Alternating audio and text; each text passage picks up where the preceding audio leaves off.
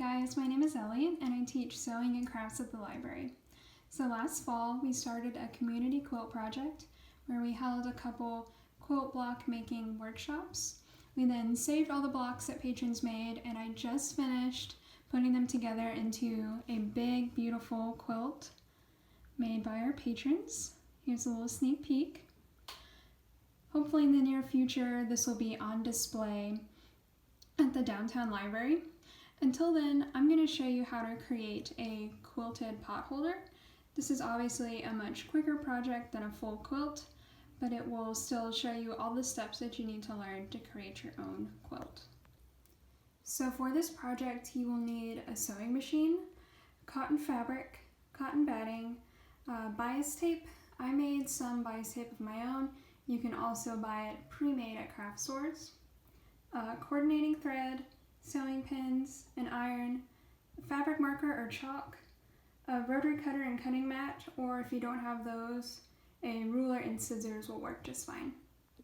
So we're going to start by creating our quilt block. The pattern I'm going to teach you today is called a 4-patch block among quilters. Basically, it looks like a checkerboard. So I've started by cutting 2 pieces of coordinating fabric into 4-inch by 8-inch rectangles.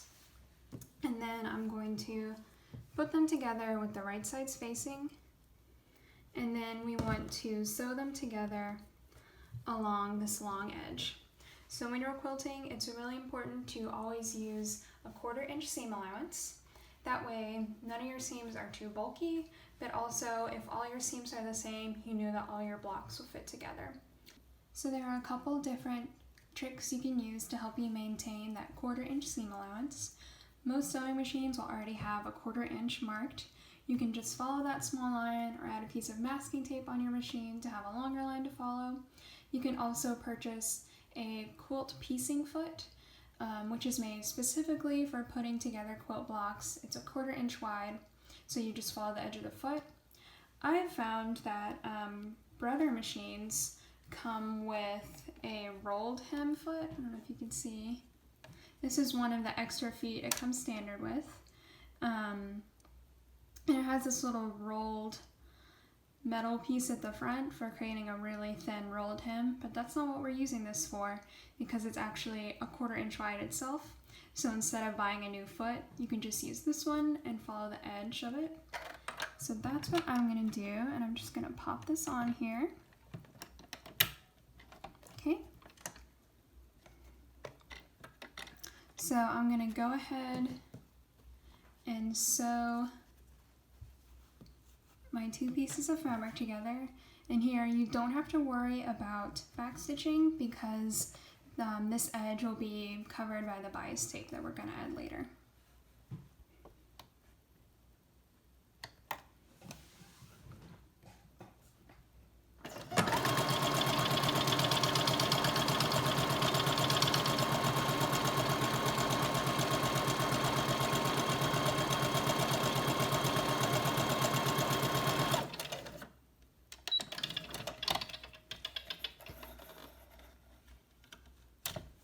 Okay, so I have my 2 pieces of fabric joined together, and I'll meet you at the iron for the next step.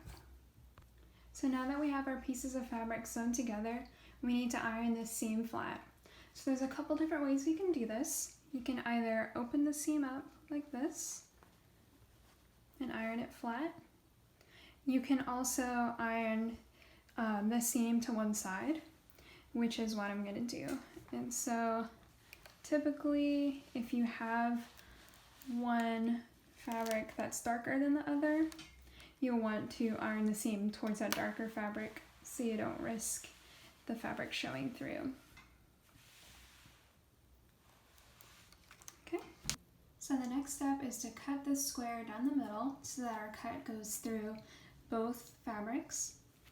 So I'm going to line my quilting ruler up at the halfway mark.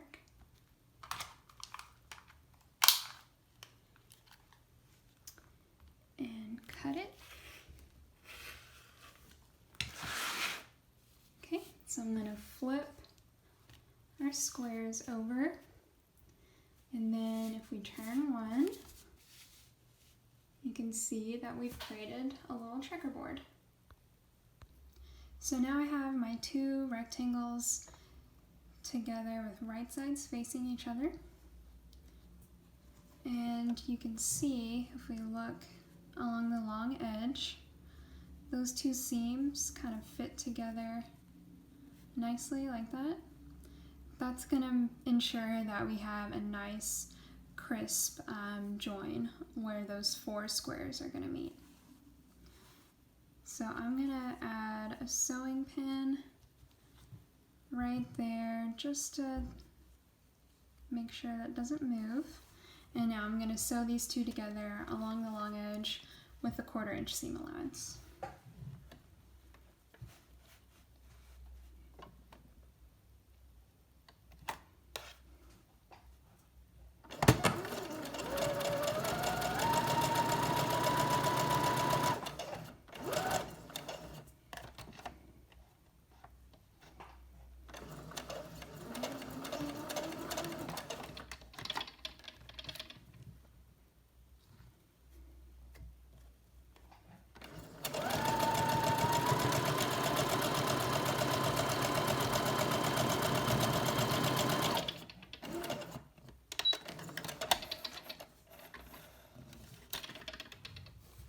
Okay, so now we need to iron the seam flat one more time.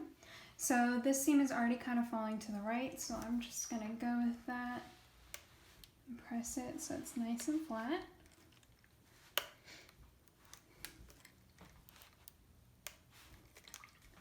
Okay, so now you can see that we have our finished quilt block. Where the four squares meet in the middle, it's really nice and clean. And so we started with an 8-inch square of fabric and we added 2 1/4 inch seams. So now this is a 7.5 inch square. So we're almost ready to start actually quilting, but first I'm going to add some lines on my block that I can follow with my machine to quilt. So I don't have a fabric marker or chalk at home, so I'm just using a white colored pencil instead. So you can make these lines wherever you want. I'm going to try and make mine on the diagonal. Okay, so I'm using my cutting mat to help me line this up. And you probably can't see this white colored pencil on camera, but I can see it well enough here that I should be able to follow it.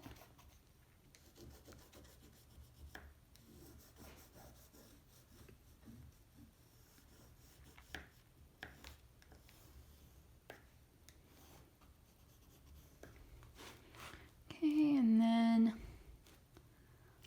I'll move maybe an inch to the side and make another line. So I would keep your lines, you know, 1 inch to 1.5 inches apart.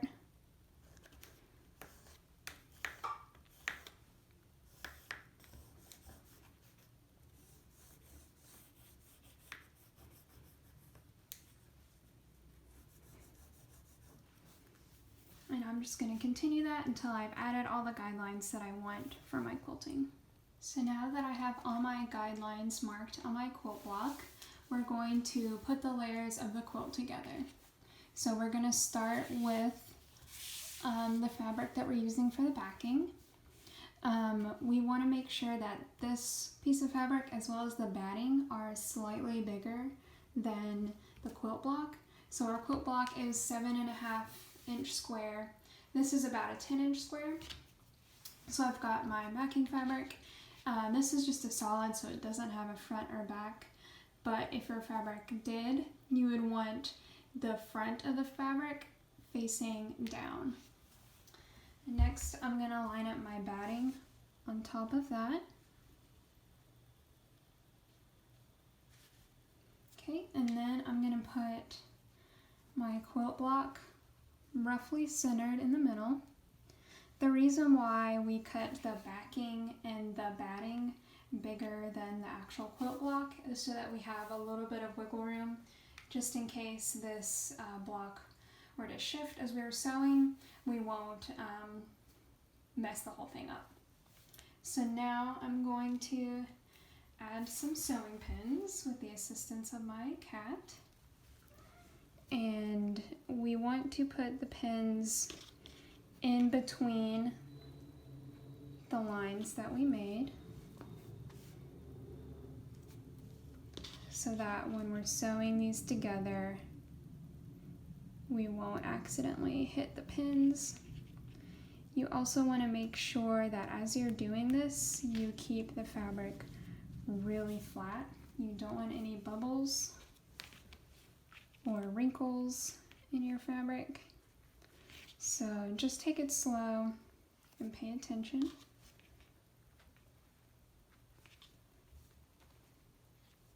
We don't have to put a ton of pins in. I'm just doing some in between each of the lines just to make sure it stays where I want it.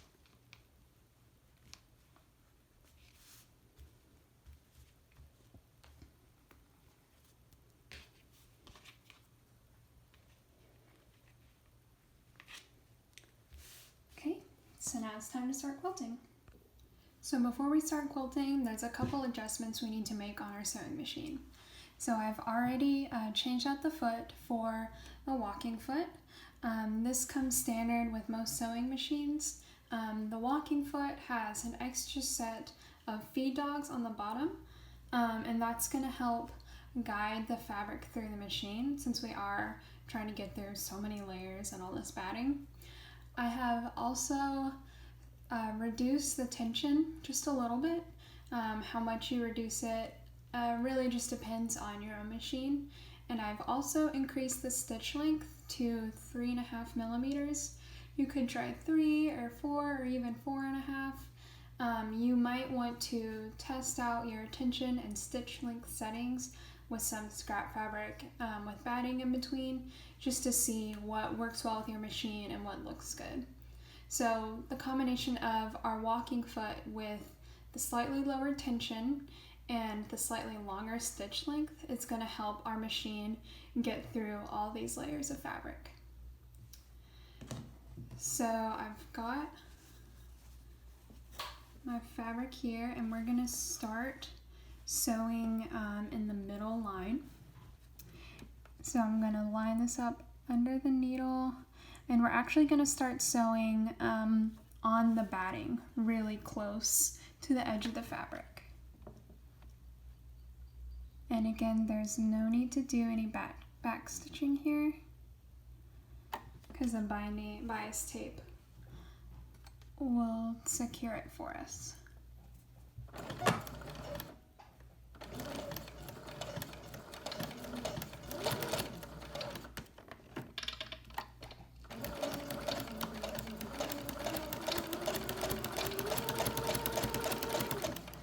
And just watch out for the pins as you go.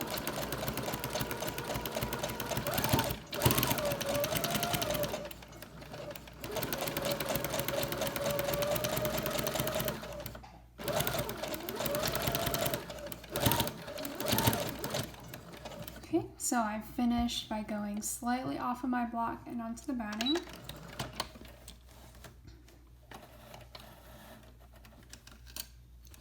Okay, and so then I'm going to continue like that, making my way from the middle to the outer edge of the fabric. So I finished quilting, and as you can see, I decided to go back and add another set of diagonal lines going in the opposite direction. If you want to keep it simple for your first time and just do one set of lines, that's perfectly fine, as long as they're about 1 inch to 1.5 inches apart.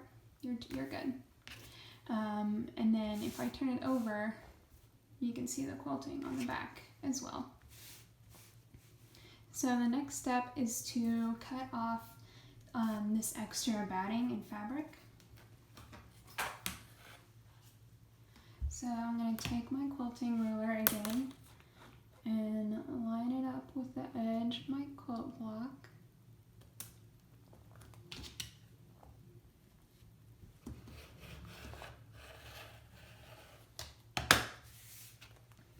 And cut it off like that, and I'm just going to keep doing that until I have all this extra batting off. So now we're ready to add our bias tape. So if you've never worked with bias tape before, it's not tape, it's actually a long thin strip of fabric that has been folded in half, and then the two long edges are folded in towards the middle. So when you fold it in half again, those raw edges are hidden, and then we're going to put the pot holder in between these two layers of bias tape and sew around the edge so that we get a nice clean finish. To cut the right amount of bias tape, you're going to take the perimeter of your pot holder and then add 5 to 6 extra inches, and that's how much bias tape you need to cut. We're adding a bit extra because we're actually also going to add a loop out of bias tape on one side so you can hang your pot holder. So I'm going to start putting the bias tape on in the middle of one of the sides. And I'm going to pin it down as I go and just make sure that the edge of your pot holder meets up with the middle of the bias tape.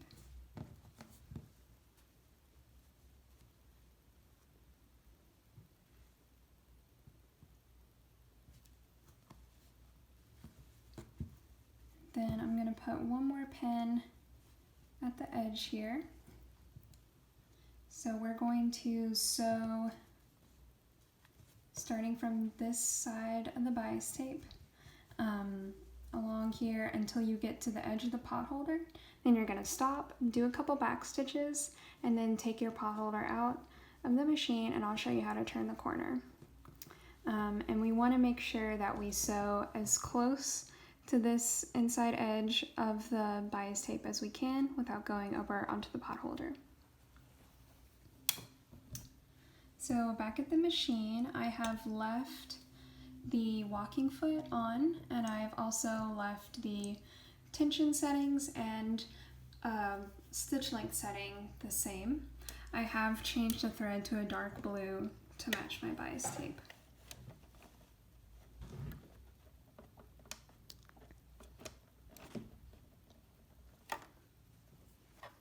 Okay, so I'm going to start sewing.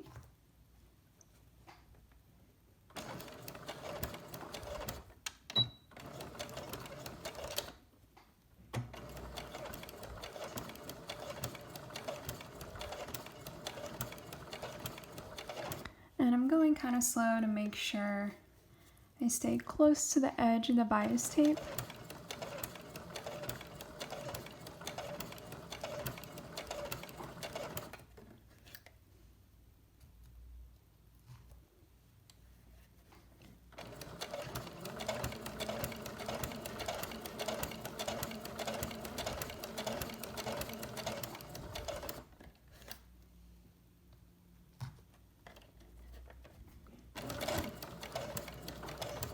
Okay, so I've reached the edge of the pot holder, so I'm going to do some back stitches. Take out my work. So now to turn the corner, you're going to open up the two halves of the bias tape and push it towards the pot holder so that the middle of the bias tape meets up with the edge of the second side, and then you're just going to wrap it around the sides.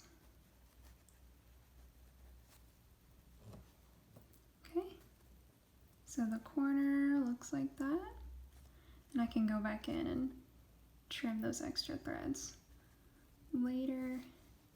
I'm going to go ahead and start pinning down this side. And so this time I'm going to sew the bias tape down this entire edge of the pot holder and then stop at the corner again, take it out, and then turn the corner like I did before until I've gotten to the side that we started on. and from there I will show you how to finish off this top side.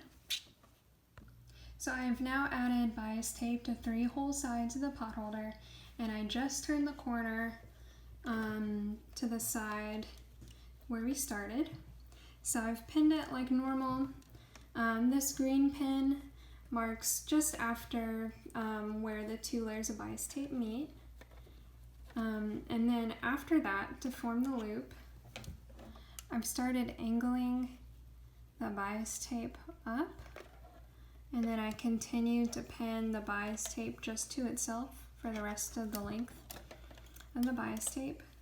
So to sew this side, we're going to start from the corner again, sew like normal, but where the bias tape starts to angle, you're going to pivot your work and follow the edge of the bias tape, and then eventually we're just going to sew the bias tape together. Doing this angled part is probably the trickiest part of this whole project, but just take it slow, and if you mess up, you can always take the stitches out and start again.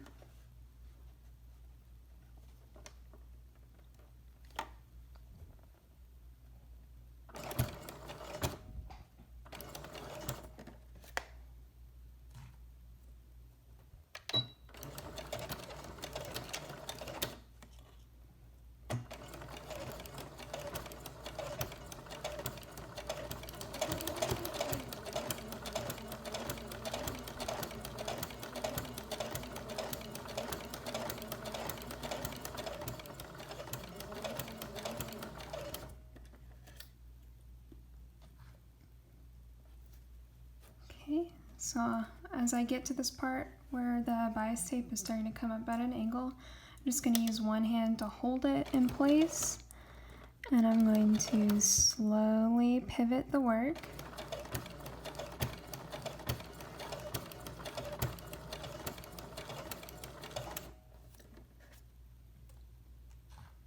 And I'm just going to make sure the bias tape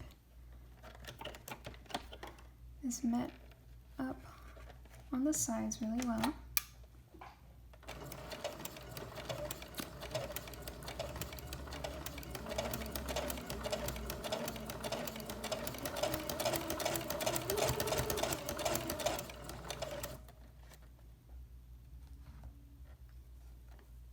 And then I'm just going to continue like this till the end of the bias tape, and then I'm going to stop and I'll show you how to form the loop. So I finished sewing along the edge of this tail of bias tape. So now I'm just going to loop it around to the back of the pot holder, and you can make this loop as big as you want. And then we're going to flip the pot holder over, and I'm going to add a pin right here where the bias tape crosses over itself. And there's a lot of layers of fabric here, so it's okay if you don't get a pin in like you normally would, just as long as you can hold those layers together while you're getting it to your machine.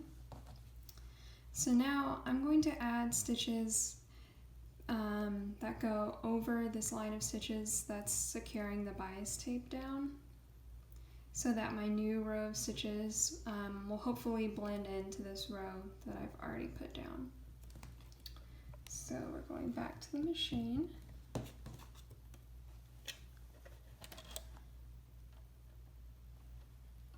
And I'm going to go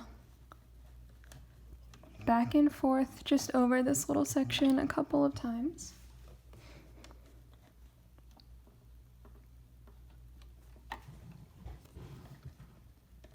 And before I start sewing, I'm going to go and take this pin out because I've pretty much got it where I want it.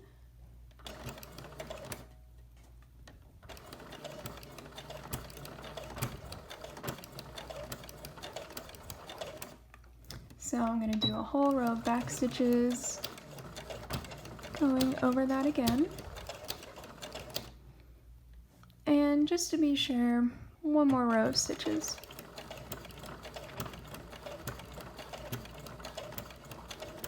Okay. Now I'll take my piece out. And then I'm just going to cut this tail off.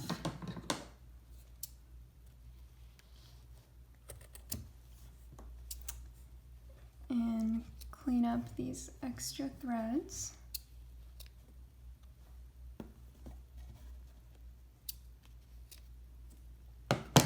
And there we have it. We have made a quilted pot holder. I hope you guys enjoyed this video and are inspired by our community quilt project. Many of the blocks that were made by patrons who had never even used a sewing machine before. So I encourage you to step out of your comfort zone and try this project. I know it's a little more challenging. Don't worry if you don't get it right the first time. As I like to tell my sewing class, we're not robots. All the little imperfections in our projects just add character to it and give it that real homemade spirit. So I hope you guys enjoyed that video. I wish you all health and safety, and I'll see you next time. Bye.